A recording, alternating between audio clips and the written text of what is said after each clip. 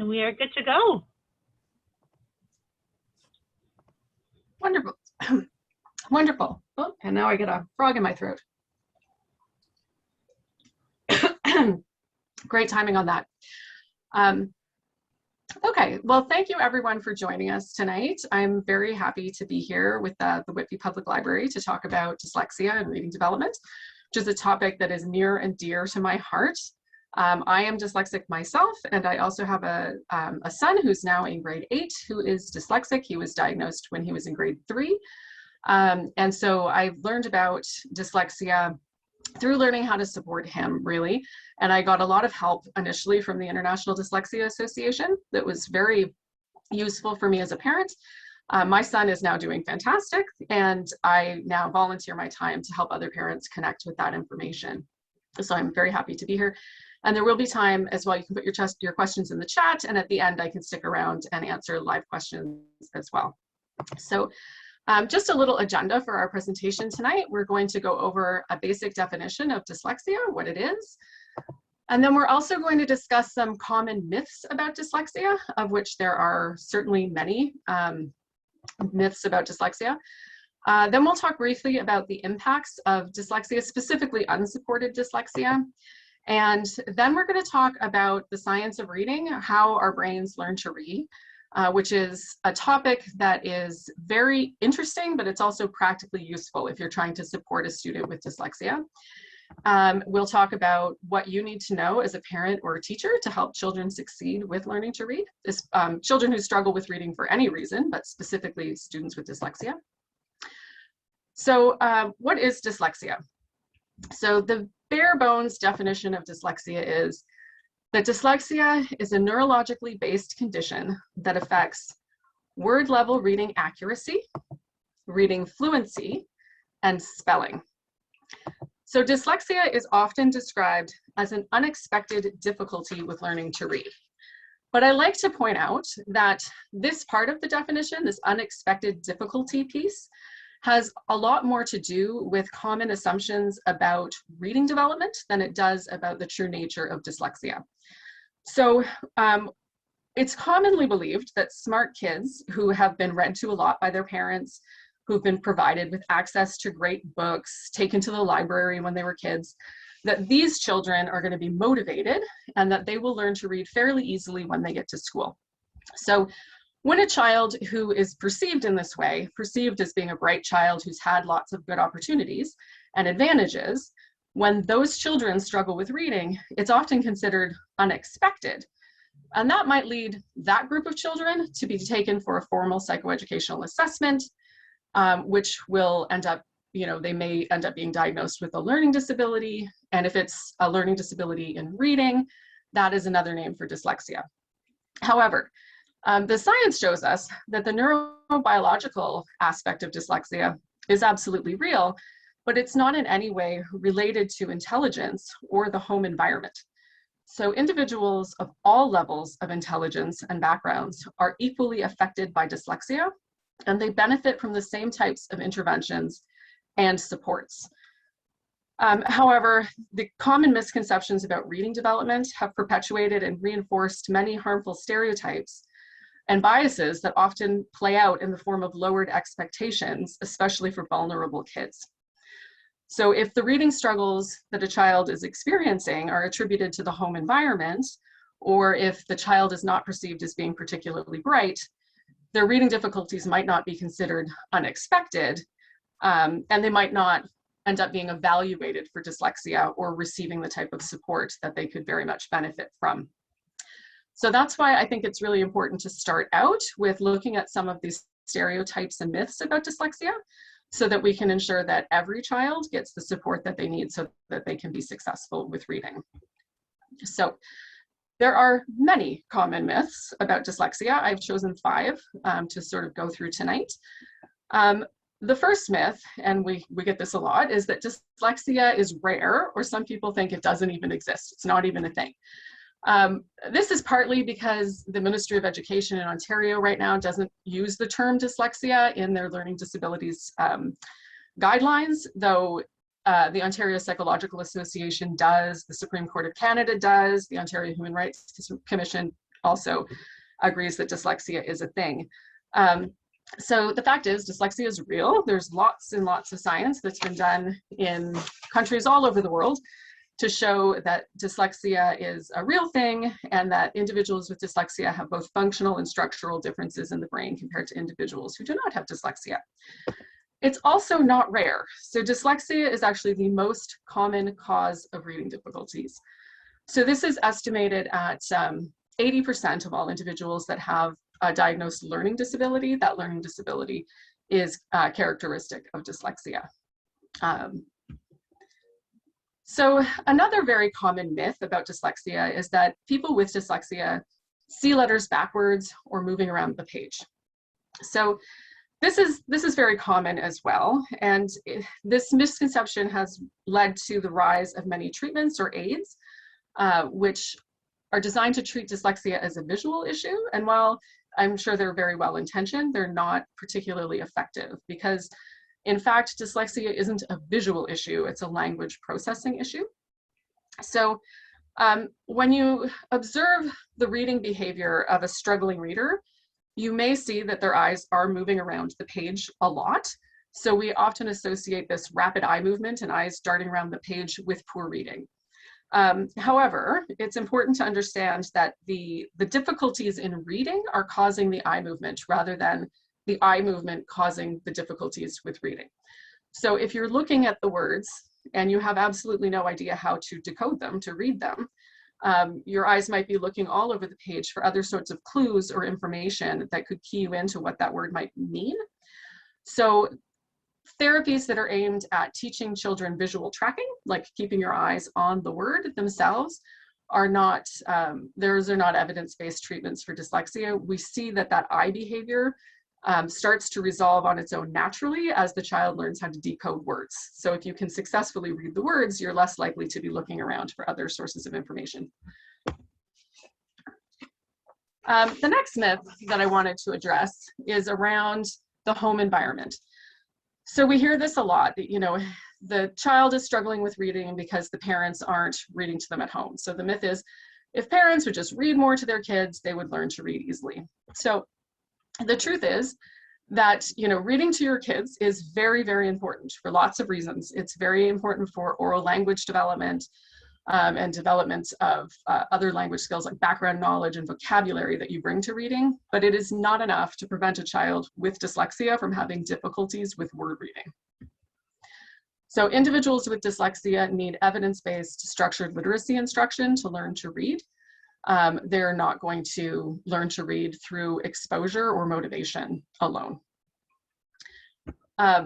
Another myth that we hear, and this plays out in a lot of different ways, is that kids with dyslexia are just lazy or lack motivation or lack focus. Like there's a lot of attention to the behaviors that are associated.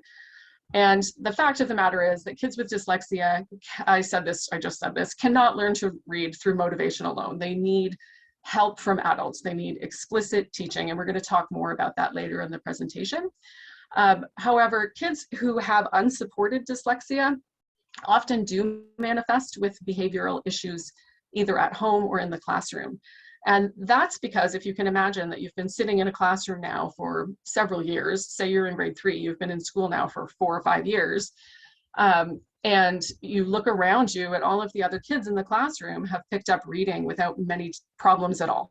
They're picking up things, they're reading, they're writing, they're doing all of the work, and you don't even know where to start. So imagine how that would feel. So we often see that it manifests in a couple of different ways. Sometimes kids completely withdraw. They become very quiet, disengaged. They don't want to participate in the schoolwork at all. Other children sometimes will act out, and it will come out as bad behavior. And sometimes the reading issues are blamed on those the behavior, as opposed to looking behind the behavior and understanding that there is a reading issue that the child can't, no amount of self-regulation is going to teach that child to read. What they need is they need some explicit instruction and support from the adults around them for them to become successful. Another myth that I think is very harmful is that individuals with dyslexia cannot learn to read.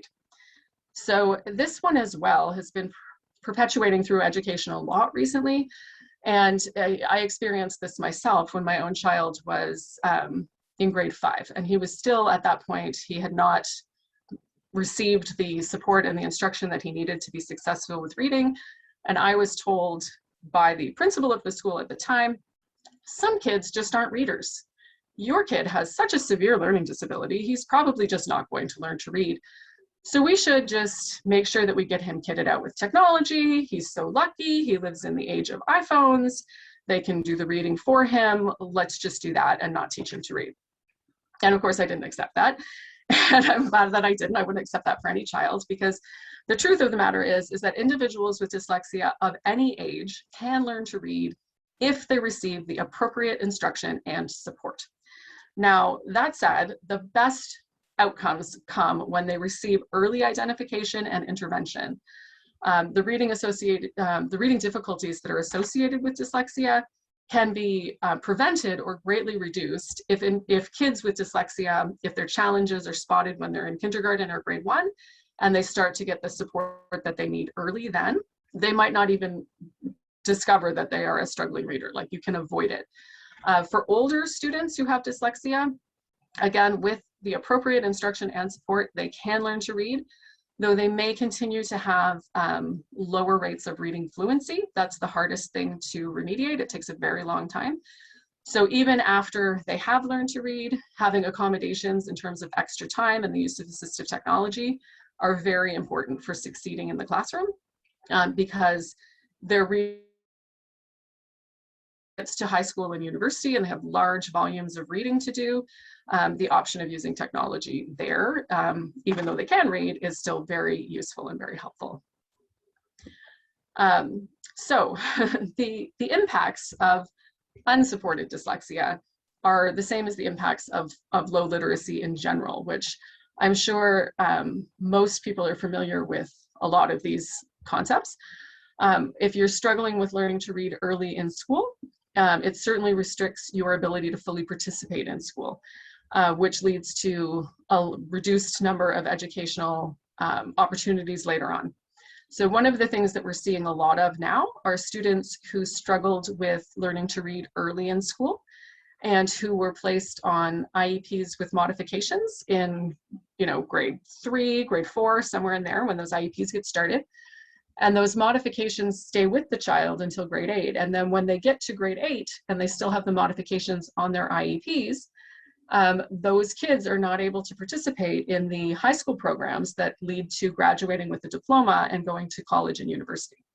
So that is obviously very limiting in terms of the educational and life opportunities that the student would have down the road, which of course impacts their job opportunities, the amount, their lifetime earnings. It puts them at an increased likelihood of experiencing poverty and homelessness. But then there's also other effects of low literacy and unsupported dyslexia that you might not recognize, including that individuals that are at a much higher risk of experiencing mental health issues, and even a higher rate of suicide. There are also reduced physical health outcomes. We know that individuals with low literacy rates have more difficulty following instructions, reading prescription labels, and this sort of thing. And one that I did find surprising that I was unaware of before was that individuals with unsupported dyslexia are at an increased likelihood of becoming the victims of abuse. And they're also at a much higher risk of becoming involved in crime or eventually becoming incarcerated. So there was one Canadian study, it's about 10 years ago now, by the Canadian Association of Chiefs of Police, where they found that 60% of incarcerated individuals in Canada had less than elementary school literacy skills. So obviously the impacts of unsupported dyslexia are very dire for the individual, but it also impacts on all of us, on society as a whole. And all of these things are avoidable. So, oh, this isn't the slide I thought it was, sorry. So, one thing that we know from research around learning to read is that about 30% of people learn to read fairly easily, 30 to 40%. That is with broad instruction. They don't need a lot of instruction. They're the ones who will go to school, pick up books, and learn to read pretty easily. But for the other 70% of people, their outcomes really depend on their opportunities to learn in terms of the instruction that they receive, if their areas of difficulty are identified early, if they get targeted intervention. And on the extreme end of this 70% is the chunk of kids that we would say have dyslexia. So in Ontario right now, I often get asked sort of, how are we doing with this in Ontario right now? We see that only 17% of students are actually excelling with literacy. This is based on the grade 3 EQAO results. So this falls short, very far short of the 30% that we would expect should be doing well with reading. We have 49%, so close to half, that are meeting the basic standard for literacy. But currently we have about a third of students in Ontario who are struggling with reading. So this group is much larger than clearly the group that would be, just your dyslexic students. But everything that I'm going to say applies to pretty much everybody in this third, and a lot of the people that are in the 50% in the middle as well, in terms of the sort of supports that people need with learning to read so that they can have good outcomes. We should really have a lot more than 17% in that excelling category, and we should really have less than 5% in the struggling category if we were doing things correctly. Because as Louisa Moats, who is a reading researcher from the US, says, the tragedy is that most reading failure is unnecessary. So her work and the work of many, many other people shows quite clearly now that with evidence-based instruction and early intervention, over 95% of kids can learn to read, as well as the most advantaged children. That is, if we put into play what we know about how children learn to read, how we can best teach them so that we can help to prevent difficulties and intervene when difficulties do occur. So the next part of my presentation, I'm going to be talking a little bit about the science of reading. And this is a large body of, as it says right here, is a vast interdisciplinary body of scientifically based research about reading and issues related to reading and writing. And when I say vast, it is truly vast. There is a lot of science. I've heard it said that reading is the most studied aspect of human learning. So there is a ton of information that we have at this point that can be put into practice to help everybody learn how to read. And this information is, again, information that I came to late. I wish I had this information when my child was 4. I didn't learn about this until he was about 10. But learning about it, I found it both practically useful as a parent. Having a basic understanding of this science helped me to understand which activities would help him and which activities were just a waste of our time. And but more than that, I actually found it very, very fascinating. It was very interesting. There are a lot of really fantastic and readable books that are available about the science of reading. I would highly recommend, if anybody's interested in that sort of thing, to just Google it and look. I'm sure you'll find lots of good stuff. And I have a few linked on these slides as well, which I will share if anybody's interested. So this next part of the presentation, as I was saying, is going to look a little bit at the science of reading. But as I said, it is a vast body of research, so there's no way that I can really do much of it justice here, but I'm going to outline a few of the sort of high-level concepts, which I think are useful for any discussion of dyslexia. So, of course, the ultimate goal of reading is to get to reading comprehension. That is, interpreting meaning from printed words. That is the goal. Everyone agrees on that. So this model, which is called the simple view of reading, was first proposed in the 80s, but it has been studied a lot through the science of reading, and it's found to be a pretty good representation of what goes into reading comprehension. So this model of reading defines reading comprehension as the product of 2 different skill sets. So the first skill set is word identification. So that is the ability to look at the printed words on the page and to translate them essentially into spoken words. So to just, know what those words are. And then, of course, the second piece is language comprehension. And that is, of course, just being able to understand the words, right?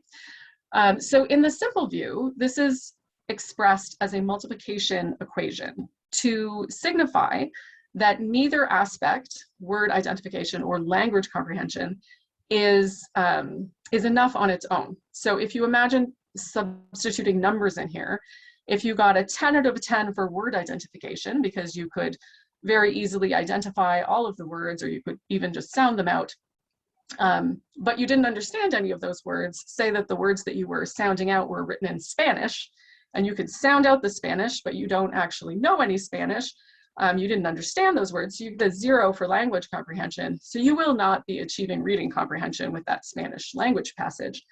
And the same is true the other way around. So if you have very strong language comprehension, like my son did going into kindergarten, but you really, really struggle with decoding those words on the page, like being able to lift the words off the page and know what they are, you're also not going to get to reading comprehension. So dyslexia is considered a disability in the word identification part of the simple view of reading. And there's a lot to word comprehension, or sorry, word identification. But I'd just like to say that both aspects, word identification and language comprehension, as I said, are equally important. We're going to talk a little bit more about language comprehension later, because for individuals with dyslexia, if their word identification difficulties are not sufficiently addressed, it can actually end up becoming a language comprehension issue down the road. So while dyslexia is primarily a disability with, or a difficulty with the word identification piece, students or children who are struggling with learning to read need to be supported in both aspects. So we're going to start with word identification. So there's a lot of science now about how our brains learn to do this word identification thing, because it is really quite miraculous if you think about it. I'm sure most of you are able to look at the words on this slide and you just know them. They just pop off the slide at you. You know, you're not having to look at each letter closely to, to your knowledge and sound it out, like they're just there, they pop into your head. But how you get there has been the subject of great debate and a lot of science over the last 60 years or so. Fortunately, we're at the point now where there's a lot of very convergent science, where we've got a pretty good idea of what's going on so that your brain can do that.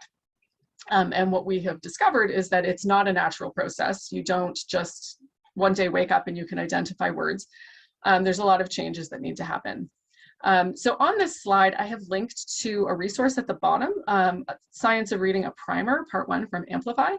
And as I said, I will give the slides to the library. You can access them through there, and then you can check out the rest of this resource. This diagram on this slide is taken from that resource, and it has two diagrams. Well, this first diagram is a very rough diagram of what a brain looks like in a person before they learn to read. So the sort of white nodes over here and the darker blue ones, this is the language processing part of the brain. And the darker blue ones here are the sort of background knowledge, context, meaning sort of parts of the brain. And again, this is a very crude diagram, but what they have discovered is that even in babies, oops, I pre-clicked, even in babies before they've learned to read or do much, these centers in the brain are very integrated. However, this lighter blue section back here is the visual input, the visual processing part of the brain. So before a person learns to read, there's not a lot of great connection between the visual processing part of the brain and the part of the brain that deals with language and context. But as a person learns to read, they start to develop these connections that are in red here. And I've heard this called the brain's letterbox. So this is what a person's brain looks like, again, in a very crude diagram after they've started to learn to read. And when they look at the brains of individuals with dyslexia using fMRIs and things of this nature, they can see quite clearly that this section of the brain here, which is in red, is not, it's not developed the same way it is in a person that can read well. But the good news is that when individuals with dyslexia receive good reading intervention, they can also see on fMRI that this section of the brain starts to develop. And I should say as well that this section of the brain is not, it's not a developmental stage. It's not like kids just need more time and this will develop on its own naturally. It develops through good instruction and through a lot of practice. That is how it is developed. So how do we learn to read words and make those connections in the brain so that we can read words instantly? And again, there's been a lot of science and research on this. There's a long time where people thought, you know, that people recognized words as visual images, and we realized that that is not what's happening. There was another school of thought that when you're reading, you're not actually looking at all the letters, you're just predicting the words, like guessing what the next word will be. Again, lots of science, that's not what's happening either. So what is happening when individuals are learning to read new words, so to read an unfamiliar word, so that it can be stored in a way that it is retrieved instantly in the future, is through going through the process of actually sounding the word out. So slowing down, looking at all of the letters in the word, associating the letters with the sounds that they represent in the word, and then blending them back together to produce an oral word, and then attaching that to some form of meaning that, you know, from a word that's in your vocabulary. So with our example word here, cat, I'm sure most of you could read this word without having to stop and sound it out, but that's because at some point in the past, probably when you were quite little, you would have tracked through this whole word and probably pointed at the letters and said, cat, and then blended it together. Oh, cat, yes, I have a cat, fluffy little creature that begs and whines every morning at 6 o'clock so that I'll get up and feed it.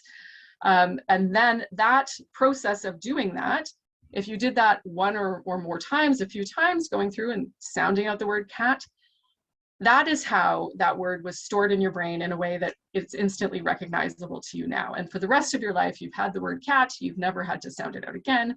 It's just there for you. So as kids are learning to read, if they are reading this way, if they're actually decoding the words and sounding them out, and they do that multiple times, like as they do that multiple times, they're storing more words, they start to build up a large bank of words that are there for instant recall. And this is really, really important, because having a large bank of words that are instantly recognizable to you really frees up the rest of your brain for thinking about what you're reading. So when you can get to the stage of fluent decoding, like fluent word recognition, that first piece of the simple view, it frees up your cognitive load to focus on the language comprehension piece, which really supports the reading comprehension piece at the end. So getting kids to this point where they have this large bank of words that are stored for instant recall is super duper important. And there's a lot of information that we have about the most effective and efficient way to do this for children. So individuals with dyslexia have difficulties with two parts of this model that I just showed. The first part that they have difficulty with is learning the skills that you need to decode or sound out the words. So there's a lot of skills that actually go into this, because English is a fairly complex language. There's a lot to it. So individuals with dyslexia often have difficulties with something that's called phonemic awareness. And that is the ability to identify and manipulate the individual sounds in a word. So a word like cat has 3 separate speech sounds in it. So a person with dyslexia might have difficulty understanding that there are 3 sounds there.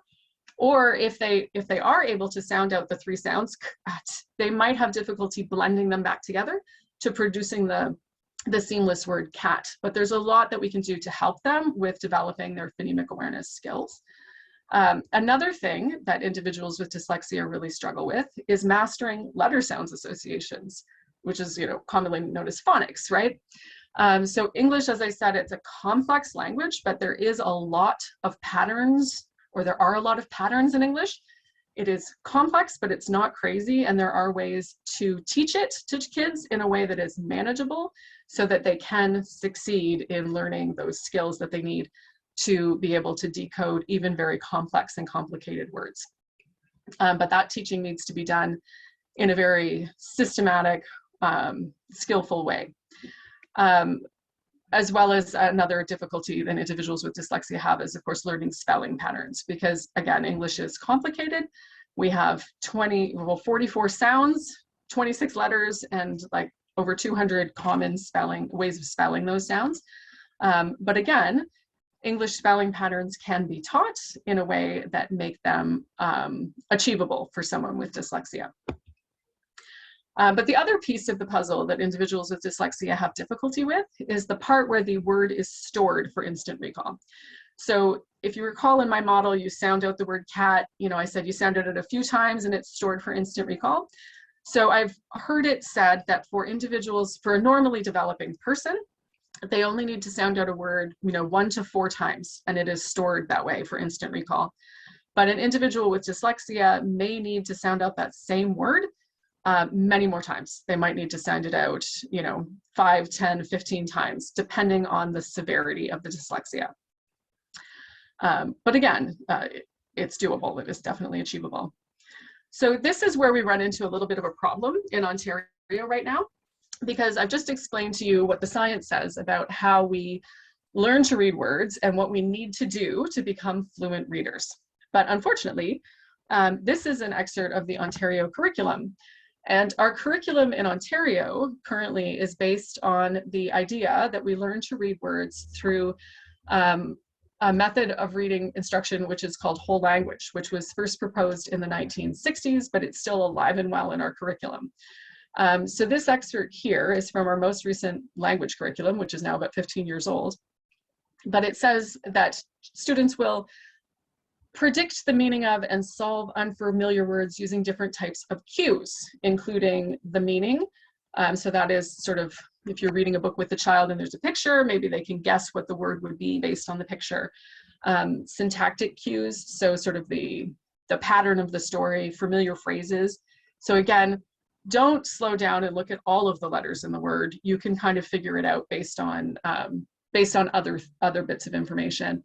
The only one in here that refers to sounding out letters is the third type of cue at the bottom there, graphophonic cues.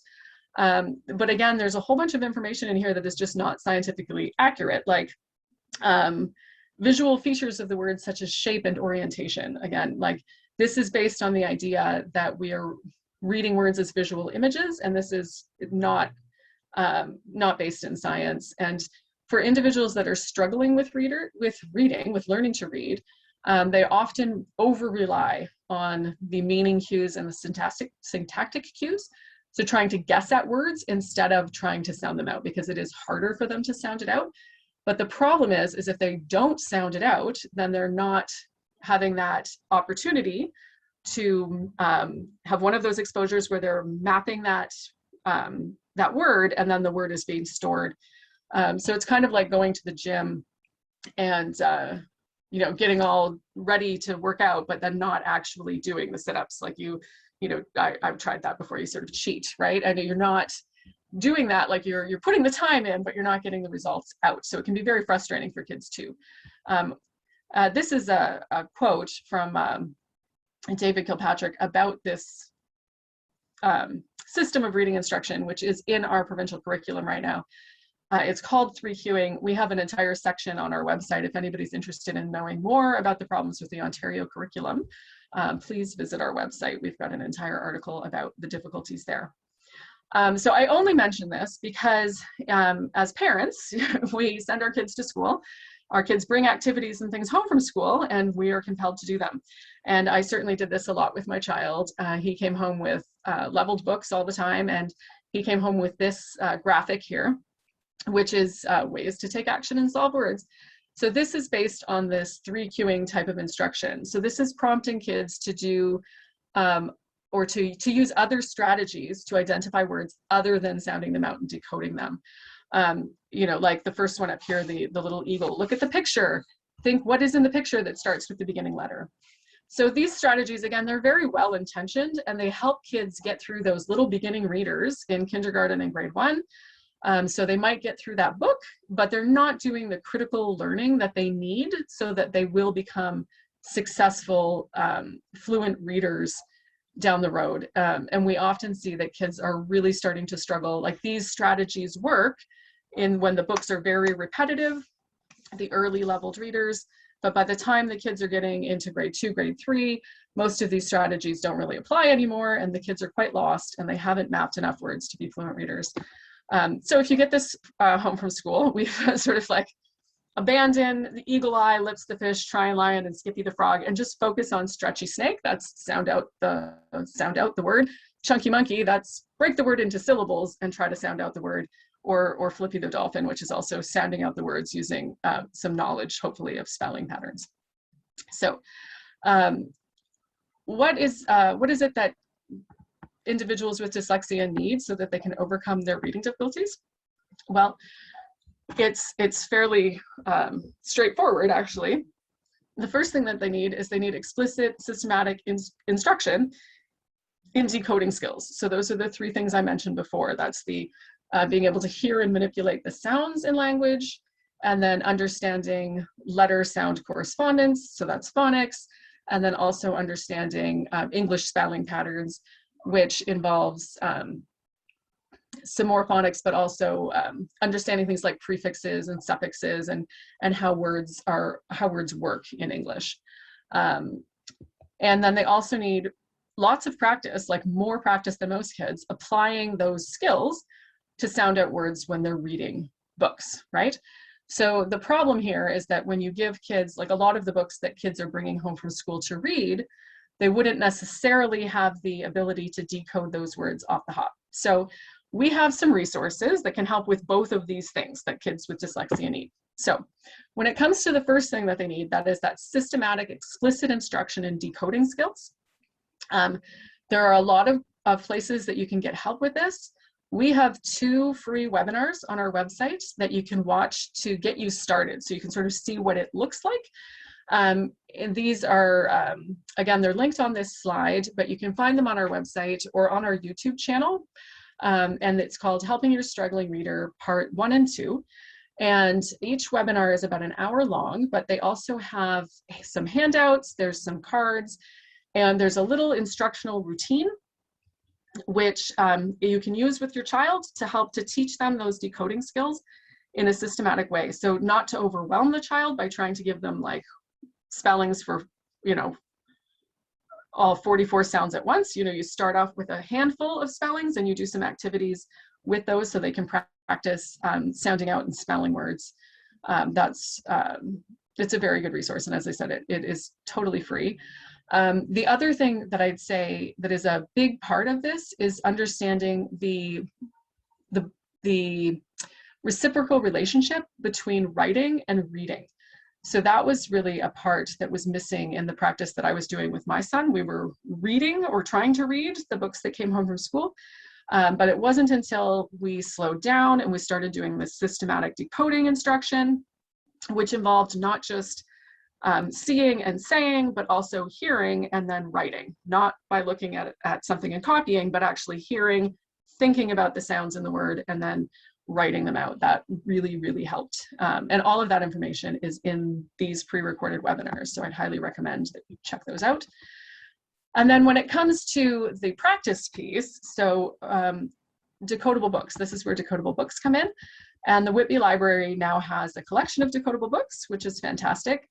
And I do have a quick example to just show you what a decodable book is and why it's important. So this is not a decodable book. This is Pinkalicious is a typical early reader book. And, you know, these are fine for many, many kids. They don't have a problem with these. They are leveled based on things like sentence length and if the words are familiar, simple concepts, that sort of thing. But it's not leveled based on the difficulty of the words that are in there in terms of decoding, right? So this is a level 1 Pinkalicious book. And here's a page. I just chose a random page. Pinky and I will take long walks, chase butterflies, and play fetch. So pretty, like, not a lot of text on a page. That's what they've leveled this based on. But to actually be able to decode the words on this page is actually fairly complex. It would require knowledge of 14 different consonants, your short vowels like the I and will, the long vowel E spelled Y as in pinky, long A spelled A consonant E like take, long A spelled A-Y, like play. The letter A pronounced aw, as in walk. The ch sound spelled ch, as in chase, and then again spelled tch, as in fetch. And you would also need to be able to decode a multisyllabic word like butterfly, right? Which that's actually a pretty difficult skill for a child who's struggling with reading. So again, some kids, no problem. But for a child with dyslexia, this is quite overwhelming if you put a book like this in front of them.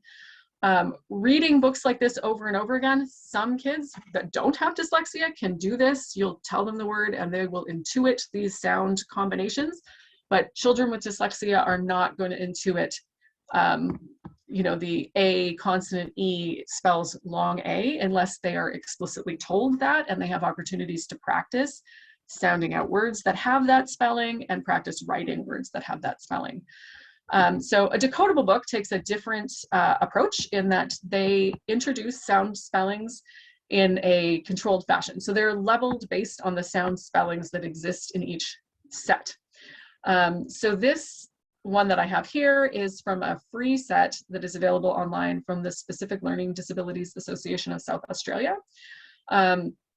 I chose this because it is freely available. Each set, I think, has about a dozen books in it. So there's a lot of variety as well, and you can access them all for free online. This is a level 2 or a set 2 book. So the books in set 2 would have all of the letter sound combinations from set 1 and set 2. And it also would have a few high frequency words that are maybe not necessarily decodable yet at this point in the series. It doesn't mean that they're necessarily totally irregular either, just that the children wouldn't have been taught to decode them yet. But those high frequency words are introduced explicitly before reading as well. So this series, I also like it because it includes a practice page before you get to the reading text. So you would read this with your child, you would do the practice, the warm up together, you would you know, point to the letters or have the child point to the letters and just articulate the sound that each letter represents. Then you would do a little practice of just blending individual words in isolation. So just practicing blending and sounding out these words, just decoding words using the letter combinations that the child has up here. And then you would also practice the high frequency words that the child has been taught. You would have taught these to the child already, and this would be review. So then when the child reads the book, all of the words that are on the page, they successfully have the skills to decode this themselves, right? Everything. And as you work through the series, obviously the text gets more complex, and you know, in level 6, 7, and 8, there's more than one sentence on a page. Like, they do start to look more like regular little storybooks towards the end. But it's a nice, approachable way so that it's not overwhelming. So I have heard people criticize these decodable books because they think that they're very boring. But for a child who has never been able to really decode or read words independently, this is like solving a little puzzle, and it's thrilling to them, and they do find it rewarding. And when we switched to doing this type of book with my son, he finally started to get it, and he started to realize that he could decode the words on the page. And that was that feeling of success was motivational, and it was that success that breeded the motivation that helped us keep going and get to the point where he is now. So there are many different types of many different sets of decodable books available. Again, many are free online, or the library now has some. And they also do make decodable books for older children too. That first one that I showed you is clearly geared for younger kids, but they make them for catch-up readers as well. So that is, I see that there are some questions in the chat. Before I go on to the next part, the language comprehension, were there any questions about that section that I should address before I carry on? Hi, Alicia. So the posts in the chat are actually me just linking Whitby Public Library's decodable books in the chat for everyone else. Oh, wonderful. So okay. I put a link for all of the beginner books that you were chatting about, as well as a link to some of the intermediate ones that we have. So if you guys wanted to click on those, you could take a look and see what we've got. Other than that, it doesn't look like we have any other chats. Okay, that's great. I can't see the chat right now. I could just see the info and seeing that there were things there. So I just thought I would check. No worries, So, I've got you covered. good. Okay, excellent. So the other piece I said, again, there's two parts to the simple view of reading, the word identification piece and then language comprehension. And so even though dyslexia is an issue with word identification, there are certainly kids with dyslexia who struggle with both. There are kids who struggle just with language comprehension. But even kids who have very strong language comprehension skills going into kindergarten, who really have difficulties with word identification and they don't become fluent readers at the same time as other kids, their difficulties with word identification can end up impeding their language comprehension down the road. So I think it's important to also discuss this in terms of a dyslexia talk. So as early pre-readers or as kids coming into school, I think we all recognize that kids build language comprehension through a whole variety of activities. So, certainly being read to by their parents, singing songs, playing. This little kid down here who's got his little imaginary workstation, he's going to be learning all sorts of vocabulary about saws and a vise and all these different things. Being taken out into the world. So kids who have the opportunity to go to like the science center and museums and things like that, they're building background knowledge and vocabulary, which is all very, very important for that language comprehension part of reading. Even participating in extracurricular activities and sports is very important for those early language development skills. But what happens is then kids come to school with this sort of foundation of language comprehension. They are hopefully getting, more language comprehension through, early play in kindergarten and whatnot. But as kids become fluent readers, then they start to develop their language comprehension skills very rapidly through reading. And that's because books contain a much greater variety in vocabulary and text structure than you typically encounter in oral language. So if children are later to become fluent readers, maybe they are dyslexic and they're not receiving the support, or they haven't received that explicit instruction that they needed in kindergarten, and they're not starting to pick up chapter books when they're in grade 2 and grade 3, and they really end up having a problem, because around grade 3 is when we really start to notice this. So when the other kids are, whipping through the Magic Treehouse books, if children with dyslexia or children who are not fluently reading aren't doing that, their language comprehension can begin to suffer. So the other kids' language comprehension will continue to grow, and the rate of growth might even increase. And that child who's not reading a lot, their language comprehension might not or won't unless they have other support. So this is the part where I like to really encourage parents and educators to really embrace technology here, because this is the place where it is important. While kids are working on becoming fluent readers, access to audiobooks, podcasts, all these sorts of things can help them to continue to build their oral language skills on the same trajectory as their peers. And that is really, really important. And one great place to access audiobooks is the CELA library, which I'm sure your librarian can help you access that. That's a free collection of audiobooks that are available to anyone with a print disability. And I believe all you need to access that is there's a form you can download from CELA, and you just have to have it signed by the students, by your child's principal or special education teacher, and they can access the entire CELA library, which is great. And also continuing to read to your child. So while your child is still learning to be a fluent reader, the books that they can decode are not going to be most likely at the same level as their interest and their vocabulary. So continuing reading to your child as long as they will let you is basically important while they're still working on developing those decoding skills. So that sort of concludes my about dyslexia part of the presentation. And then I just wanted to close the evening by mentioning the Right to Read public inquiry that is currently going on in Ontario. So this has been underway for the past 2 years. And what they're looking at is they're looking at the way that kids are being taught to read in Ontario schools, starting with the curriculum, general classroom instruction, and the curriculum is the first thing they're looking at.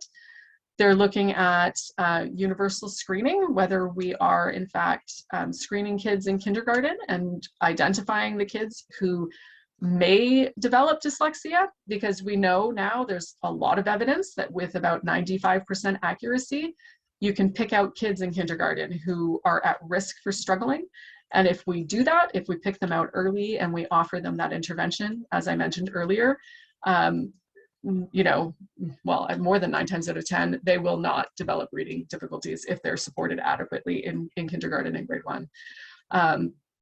And then, of course, they're looking at the provision of intervention to kids who need it, as well as the appropriate use of accommodations and the way that psychoeducational assessments are being used in the Ontario education system. So if you're interested in learning more about that inquiry, we do have a video on our YouTube channel where we have an update from the lead lawyers, and they go through what they found so far and what they anticipate their recommendations will be. And the final report and recommendations are now expected in February. So then that concludes my presentation. So. Amazing. Thank you so much, Alicia. So I'm just going to stop the recording really quickly before we take